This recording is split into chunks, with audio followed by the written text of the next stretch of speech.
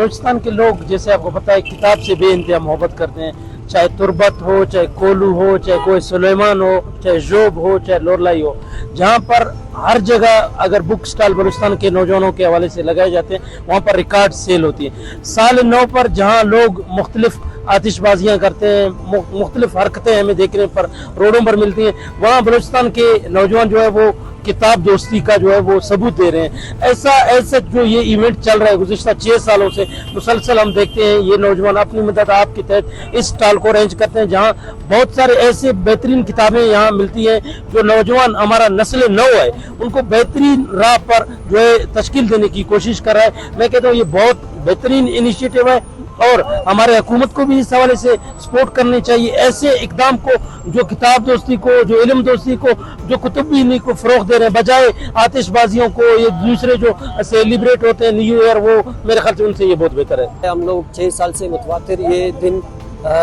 किताब कल्चर के फ़रोग़ के तौर पर हम लोग ये मना रहे हैं। जैसे कि आपको पता है कि किताब का जो कल्चर है वो आहिस्ते आहिस्ते ख़त्म हो रहा है।